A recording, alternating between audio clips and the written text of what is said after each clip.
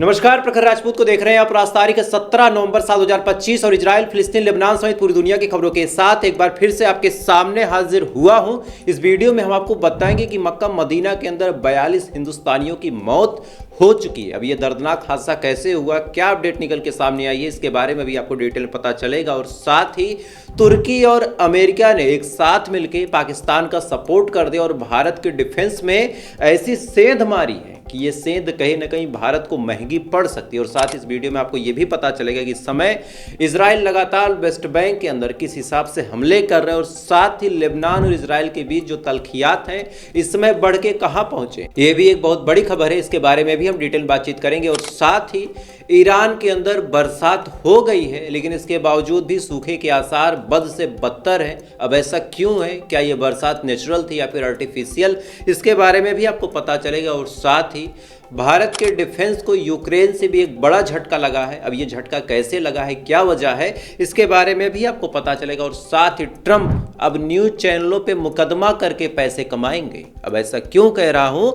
पूरी वीडियो देखिए, आपको डिटेल में पता चल जाएगा कि ये लोग कहां कहां सच बोलने वालों का गला घोटते हैं। खैर, अगर आप चैनल पर नए हैं तो वीडियो को लाइक करके, चैनल सब्सक्राइब करके अपना प्यार जरूर दे दें। और साथ ही इजराइल और फिलिस्तीन की इस जंग में आप किसके हक में दुआ करते हैं, कमेंट में एक बार दुआ जरूर कर दें। तब तक एक एक करके मैं आपको खबरें बताता हूं दोस्तों। और सबसे पहली, सबसे बड़ी, सबसे अहम और सबसे अफसोसनाक खबर निकल के सामने आ रही सऊदी अरब से। दरअसल हमारे देश के लगभग 42 से 50 लोग हैदराबाद के रहने वाले बताए जा रहे हैं। ये गए थे उम्रा करने और उम्रा करने के बाद ये जियारत करने जा रहे थे। इसी दौरान कल रात लगभग यहाँ के समय के हिसाब से 1:30 पे एक जगह लगती है मुफरी हाट। ये सऊदी अरब में जगह है मुफरी हाट। मक्का से मदीना की तरफ अगर आप जाएंगे तो मुफरी हाट पड़ेगा। एक बस में बैठ के ये तमाम लोग जा रहे थे। जाहिर सी बात है, लोग थके थे, इस वजह से सो भी रहे थे। तभी अचानक से इनकी जो बस है वो एक टैंकर से टकरा जाती है और टैंकर से टकराने के बाद बस बुरी तरीके से धू धू करके जलने लगती है और जितने लोग थे जिंदा जल गए। लगभग 42 लोगों के मरने की खबर अभी तक कंफर्म निकल के सामने आ रही है। जैसे जैसे और अपडेट क्लियर होगी आपको अगले वीडियो में बता दूंगा। लेकिन ये हमारे देश के लिए बड़ी अफसोसनाक खबर है कि लगभग 50 के करीब लोग उम्रा करने जाते हैं, अपने परवरदिगार के दरबार में जाते हैं और उनके साथ ऐसा दर्दनाक हादसा होता है। खैर, जो लोग अपनी जान गंवा चुके हैं आप उनके लिए दुआ कीजिए कि वो आला से आला मुकाम हासिल करें। तब तक हम लोग अगली खबर का रुख करते हैं। और वास्तव में ये खबर बड़ी अफसोसनाक है क्योंकि हमारे देश के 42 लोगों की कन्फर्म मौत हुई है, एक ही जगह के थे। और जहाँ तक कयास लगाया जा रहा है कि इसमें कुछ औरतें भी थी, कुछ बच्चे भी थे और ऐसे बच्चे जो गोद में थे वो तो बेचारे समझ ही नहीं पाए कि उनके साथ क्या हुआ और उनको भी मरना पड़ा। खैर, ये दुनिया है, दुनिया का दस्तूर है, जो आया उसको जाना पड़ेगा। परिवार वालों को ऊपर वाला सब्र दे। बाकी अगली खबर का रुख करते हैं। अगली खबर निकल के सामने आ रही दोस्तों पाकिस्तान के हवाले से। और पाकिस्तान भारत के खिलाफ लगातार साजिशें कर रहा है और भारत की मीडिया सो रही है और भारत की सरकार भी सो रही है। अब ऐसा क्यों कह रहा हूं, पूरी खबर आप जानिए। पाकिस्तान के अंदर एक डिफेंस सेरेमनी हो रही थी और इसी सेरेमनी में अलग अलग देशों के लोगों को बुलाया गया था। और साथ ही जो जॉर्डन के राजा हैं, जो जॉर्डन के किंग हैं अब्दुल्ला सेकंड, इनको पूरे परिवार के साथ बुलाया गया था। बुलाने के बाद इनसे बातचीत हुई, इनके साथ पाकिस्तान ने इमोशनल ड्रामा खेला और इमोशनल ड्रामा खेलने के बाद पाकिस्तान ने इनसे कहा कि पाकिस्तान की जो सेना है वो अल्लाह की सेना है। ध्यान दीजिएगा, पाकिस्तान की जो सेना है वो अल्लाह की सेना है और हम जॉर्डन के साथ हर एक मुसीबत में खड़े हैं बशर्ते जॉर्डन भी हमारे साथ कोई डिफेंस समझौता कर ले। इतना बोलने के बाद पाकिस्तान ने जो जॉर्डन के राजा अब्दुल्ला सेकंड हैं उनको पाकिस्तान का सबसे बड़ा सम्मान, जो वहाँ का सबसे बड़ा सम्मान जैसे भारत का भारत रत्न है वैसे पाकिस्तान का है निशाने पाकिस्तान, तो निशाने पाकिस्तान से उनको नवाजा, पाकिस्तान का सर्वोच्च सम्मान उनको दिया और कहा कि आप हमसे डिफेंस डील में आ जाएं। तो क्या ये बात साधारण सी है? क्योंकि पाकिस्तान वो कोशिश कर रहा जिस कोशिश में कभी अमेरिका लगा हुआ था कि जितने वेस्टर्न मुल्क हैं वो एक साथ हो जाएं। अब पाकिस्तान भी सेम काम कर रहा है कि जितने इस्लामिक मुल्क हैं वो एक साथ आ जाएं और सारे लोग अगर एक साथ आ जाएंगे और पाकिस्तान का समीकरण मजबूत बैठ गया तो आने वाले टाइम में भारत के लिए खतरे की बात होगी। और इस चीज़ को भारत को बड़े आराम से समझना होगा कि ये छोटे छोटे देश जिनको भी इग्नोर करते हैं कि जॉर्डन की क्या ताकत है, ये इराक की क्या ताकत है, ये छोटा सा नेपाल इसकी क्या ताकत है। लेकिन एक बात याद रखना भारत सरकार, छोटी छोटी बूंद बन के पूरा गागर भर देती हैं। तो हमें दुश्मन बढ़ाने की आवश्यकता नहीं है, और जो हमारे दुश्मन के करीब जाए उसको खींच के अपने पक्ष में हमें लाना पड़ेगा, नहीं तो हमें मुसीबतों का सामना करना पड़ सकता है। और कैसे पड़ सकता है, अगली खबर में आप सुनिए। दरअसल भारत को 2020 में एक डील करनी पड़ी थी अमेरिका से, और इस डील में भारत ने 6 अपाचे हेलीकॉप्टर मांगा था, और उसका सीरियल नंबर था AX-64E। AX-64E अपाचे हेलीकॉप्टर को मांगा गया था। अमेरिका शुरू से ही आनाकानी करता रहा। अमेरिका ने कहा कि ठीक है, कल दे देंगे, परसों दे देंगे, अच्छा एक काम करो अगले महीने ले लो, यार थोड़ी दिक्कत हो गई, एक पार्ट अभी नहीं बना, एक काम करो तुम 2026 में ले लेना, 2024 में ले लेना। ये तमाम डायलॉग मारते मारते लेकिन जब भारत सरकार ने पूरी मजबूती के साथ कहा कि भैया हमको या तो दे दो, नहीं तो फिर हम कहीं और देख लेंगे क्या करना है, तब अमेरिका ने जैसे तैसे करके एक बोइंग प्लेन में, एक एयरक्राफ्ट कैरियर प्लेन में जिसका नाम था अंटनो में डाल के इन 6 हेलीकॉप्टर को भेजा। संभवतः 3 ही भेजे थे, और जब भेजा तो भेजने के बाद ये हेलीकॉप्टर जानबूझ के इंग्लैंड यानी ब्रिटेन के रास्ते से तुर्की होते हुए भारत आने वाला था। लेकिन जैसे ये बात तुर्की सुनता है, तुर्की साफ तौर पे इनकार कर देता है और कहता है कि हम अपने एयर स्पेस का इस्तेमाल नहीं करने देंगे। पहली बार ऐसा हुआ है। आप इसकी राजनीति समझिए, इसकी क्रोनोलॉजी समझिए कि अमेरिका का बोइंग प्लेन भारत के लिए आ रहा था, तुर्की ने साफ तौर पे मना कर दिया कि हम अपने एयर स्पेस का इस्तेमाल नहीं करने देंगे। मतलब बड़ा साफ है कि अमेरिका के जहाज को नहीं पार होने दिया, लेकिन अमेरिका वहां पे खामोश हो जाता है। अमेरिका वहां पे खामोश हो जाता है। भारत तुर्की से बातचीत करता है, मान मनौवल करता है। 1 हफ्ते तक इंग्लैंड के एयरपोर्ट पे ये जहाज खड़ा रहा, भारत तुर्की से बातचीत करता रहा कि भैया आने दो, हमारे लिए इंपॉर्टेंट है। तुर्की ने कहा नहीं, हम नहीं आने देंगे। इसके बाद भारत ने अमेरिका से कहा कि भाई आपके जहाज को रोका गया है, आप बात करो। अमेरिका सरकार ने बातचीत करने से इनकार कर दिया और कहा कि तुर्की किसी की नहीं सुनेगा। इसके बाद 1 हफ्ते बाद बाकायदा इंग्लैंड से उस बोइंग प्लेन को वापस अमेरिका की तरफ लौटाया गया। जैसे ही ये जहाज उतरती है, उससे हेलीकॉप्टर धक्का दे के बाहर निकाले जाते हैं। उसी के बाद उसके रोटर तक को फौरन खोल दिया गया, मतलब डिअसेंबल कर दिया गया, ताकि देने की बात ही ना हो। और जब देने की बात है तो हम असेंबलिंग के नाम पे थोड़ा सा टाइम और मांग लें। और इनका एजेंडा बड़ा साफ है कि हमें नहीं देना था। अदरवाइज भारत आने के लिए और भी रास्ते हैं। आसमान में कौन सी सड़क है, आप किसी भी रास्ते से घूम के आए, लेकिन नहीं, जानबूझ के तुर्की के ऊपर भेजा गया। तुर्की ने मना किया, और आप सोच के देखिए कि अमेरिका खामोश है। अमेरिका खामोश है। बाकी ऐसा हो सकता था कि अमेरिका की जहाज को कोई रोक दे और अमेरिका चुपचाप रहे। तो अब देख लीजिए कि किस हिसाब से भारत के खिलाफ ये लोग साजिश कर रहे हैं। खैर, इधर ये तमाम चीज़ें चल ही रही हैं। इधर रशिया से बड़ी खबर निकल के सामने आई है कि रशिया के एक पार्टिकुलर इलाके पे यूक्रेन ने बड़ा हमला किया है, और इस बड़े हमले में रिपोर्ट से दावा कर रही हैं कि कई सारे S-400 जो कि हमारा भी डिफेंस सिस्टम है उसको तबाह कर दिया। और साथ ही S-400 में देखिए 2 चीज़ें, एक तो उस पूरे सिस्टम का नाम S-400 है।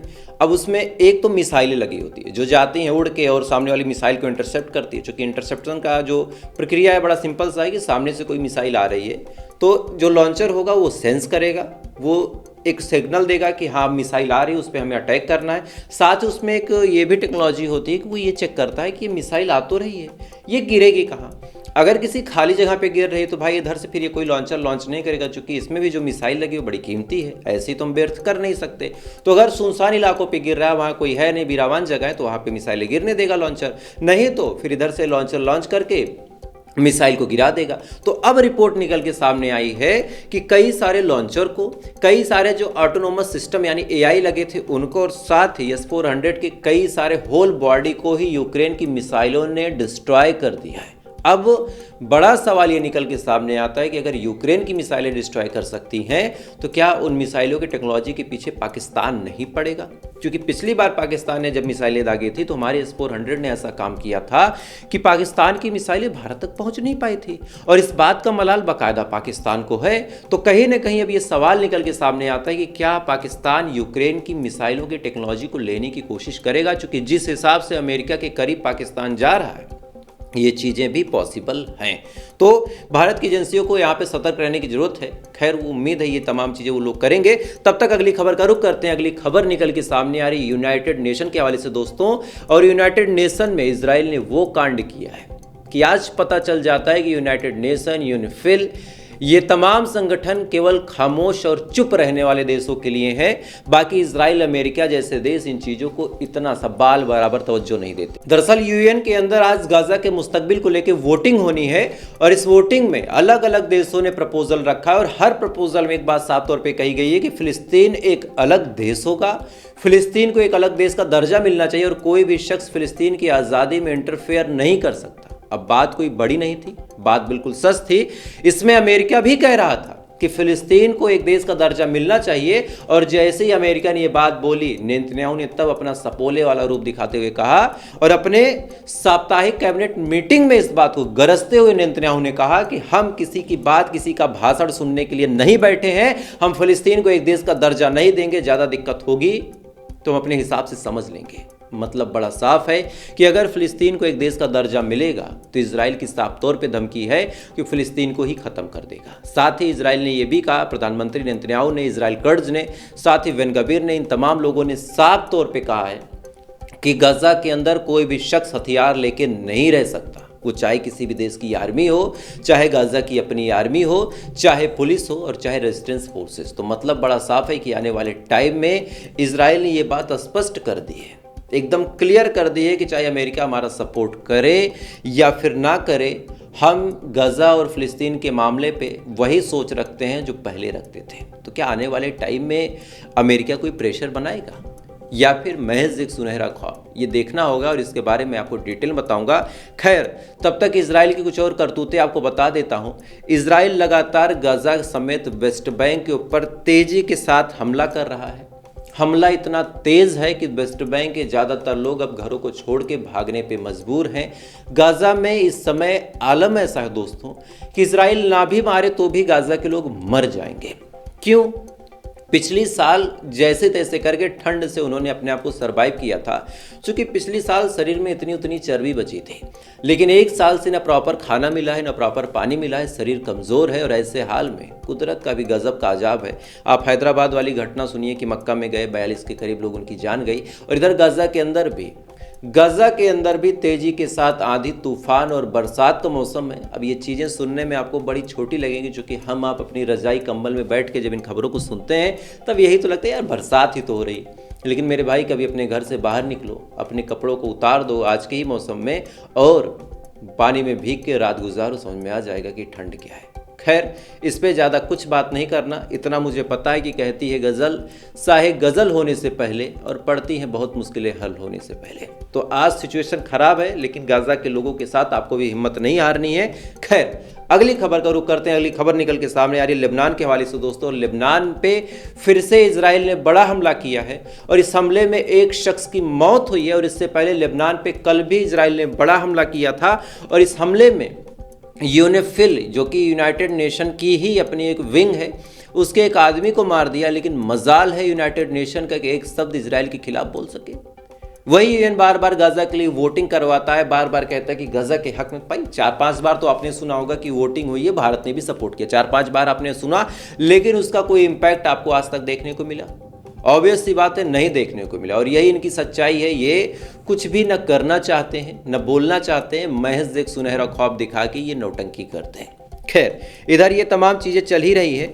इधर इजराइल से रिश्ते और ताल्लुकात बेहतर करवाने के लिए ट्रंप भाई साहब मोहम्मद बिन सलमान से कल मीटिंग करेंगे और इस मीटिंग में मोहम्मद बिन सलमान से ये प्रपोज किया जाएगा कि जल्द से जल्द अब्राहम अकॉर्ड को ज्वाइन करें और ज्वाइन करने के बाद जल्द से जल्द इजराइल के साथ अपने रिश्ते बड़े बेहतर कर लें, ताकि आने वाले टाइम में किसी को कोई दिक्कत समस्या ना होने पाए। मोहम्मद बिन सलमान का पूरा मन है कि इजराइल के साथ अपने रिश्ते सही कर लें, बशर्ते एक मुस्लिम कंट्री होने के नाते उनके मन में एक सामाजिक बहिष्कृत होने का डर है। इसके अलावा वो बिल्कुल चाहते हैं, उनको गाजा से कोई मतलब नहीं, उनको फिलिस्तीन से कोई मतलब नहीं है, वो बस चाहते हैं कि भैया हमारा धंधा पानी चलता रहे। खैर, इधर ये तमाम चीज़ें चली रही दोस्तों। इधर ट्रंप के हवाले से बड़ी खबर निकल के सामने आई कि ट्रंप ने बीबीसी के ऊपर मुकदमा करने की, मानहानि के केस करने की धमकी दे दी है। दरअसल एक डॉक्यूमेंट्री बीबीसी ने 1 साल पहले छापी थी, उसमें ट्रंप के बयान को उनके हिसाब से गलत तरीके से दिखाया गया और इसी के बाद ट्रंप भाई साहब भड़क चुके हैं। भड़कने के बाद ट्रंप भाई साहब ने